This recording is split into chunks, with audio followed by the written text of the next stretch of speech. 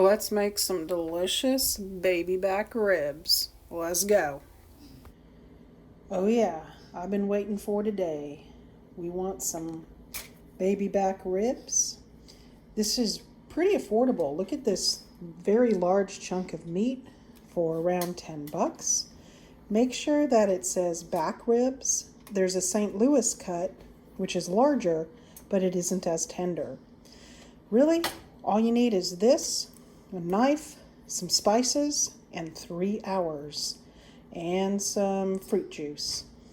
Now, the reason why you pay so much in the restaurant is because you gotta love this food. You gotta work with it, take your time with it, and it will repay you.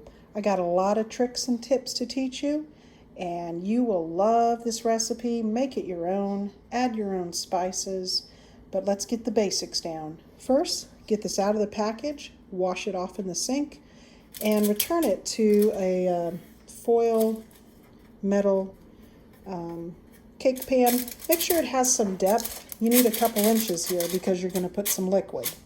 Okay, all right, rinse it off. Okay, our first tip is we need to flip it over on the back, and we need to get this membrane out. It is a little difficult, but it's kind of like packing tape. Once you get a corner of it, you're going to grab it with a paper towel and pull that completely off. So I'm going to get right in here. It works if you get from the top or the bottom, and get right in there, and then grab it with a paper towel like so and pull. There we go. Oh, nice. That all came off on one side. Great. Then grab it on the other side and continue to pull that off. And it might take a couple minutes, but this is worth it. The connective tissue right here, it's very chewy, and if you get the majority of this off, you can't get it all off, but you get the majority of this off, and your ribs will just fall off the bone, and this connective tissue will not be chewy. Oh yeah, there we go. So just keep doing that on both sides and get as much off as you can. Next, hit this with a squeeze of lemon to help break down the meat. Hit it on both sides. There you are. Good. I got that all cleaned up. Now get your favorite kitchen shears. I can't live without my kitchen shears. And just jump in here along each bone and let's cut them all down. That is so we can get spice on every side of these wonderful ribs. Okay, I got these guys all chopped up. Now I'm going to show you my spice profile here. And wow, there are so many barbecue rib competitions, closely guarded secrets. I'm just going to show you a basic. It just depends what's in my pantry. Obviously, salt and pepper are a must, and garlic powder a must. From there, I want to go kind of a deep smoky heat. So I love smoked paprika. That just really does a lot there.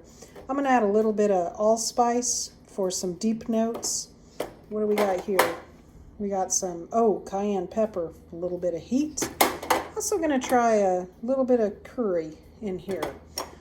Now, rather than shake all of these things over the ribs, which would be tedious, what most people do is combine all the spices in a bowl and then sprinkle. So now we can cover all the sides. Make sure you get the front and the back. Okay, spice these guys up. Okay, I got these guys all spiced up. By the way, you can add brown sugar to your rub. I just don't like my meat sweet like that. In fact, I'm putting these in 2 different containers now because I like to cook mine in juice, and my husband prefers his cooked in broth. So whatever you want to cook it in is fine. Okay, I put a cup of pineapple juice in mine and some broth there. Now you want to take foil and cover this up nice and tight, and it goes in a 300-degree oven for about 2.5 hours. Okay, let's get them foiled up and in the oven. Okay, I think I forgot to mention that you put them meat side down so they're curved up toward you. You want the meaty part in the liquid so that it will cook, okay? And I'm thinking 2.5 hours might be too long to be separated from these guys, so I will check you in 2.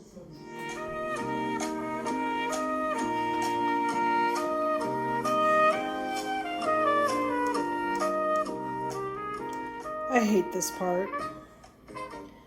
You just have to wait. And wait. Well, tell you what, once you have just an hour left on your timer, it's a good time to think about sides. Now, you don't want anything to showstop the ribs. The ribs have to be the highlight. So some ordinary sides work best. I'm thinking about some boiled potatoes and some vegetables. Not sure what vegetables, but you want the ribs to be the star of the show. I can tell you, it sure smells good. By the way, the fruit juice helps break down the meat, and I do like some sweetness in my ribs, so I was thinking of my comment earlier, but I put pineapple juice in with my ribs because the acid in the pineapple or apple juice, it's going to help break those ribs down a little, so that's okay, and there really isn't a lot of sweetness left over from that. Okay, I'll check these babies in 1 hour and 14.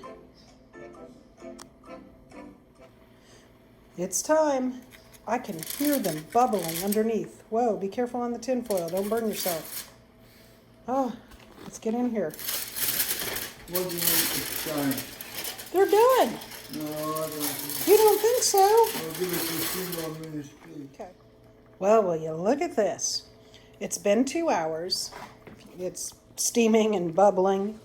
And to the touch, it's still a bit firm. Now that bone should be getting loose. So the recommended time is 2.5 hours. So yeah, that's still kind of firm. I'm gonna put that back in and let it go another half hour. That's my favorite sound. Okay, I've poured that juice off. Don't pour that straight down the drain. That could damage your pipes. I've just poured it into the frying pan here. Actually, you could pour this into another container, let it sit overnight, skim the fat off, and make a beautiful sauce. But right now, our focus is the ribs. By the way, Mom insisted I get a new cutting board, so thank you, Mommy. Okay. Okay, now I think you've heard me talk about Stubbs barbecue sauce before, and I really like it. It's a sweet heat, and it does not have high fructose corn syrup. So, of course, you could make your own. There's plenty of YouTube videos about making your own sauce.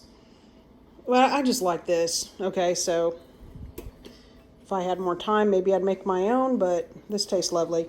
Now remember, we're keeping this all face down because we're going to sauce this side first, and we're going to turn up the heat to 500 and put that under the broiler for around 3 or 4 minutes, and then we turn them over and sauce again. They are all sauced up. Put them in the oven, no tinfoil, and 500 degrees in the broiler. Okay, check it out.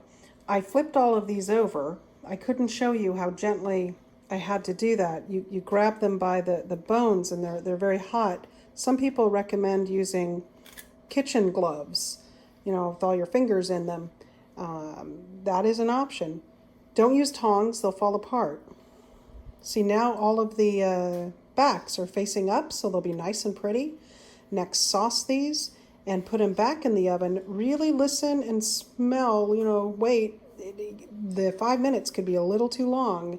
I felt it was just a little, so I'm only going to put these in for 3 minutes after the sauce. Look at that. We're done. Ready to plate.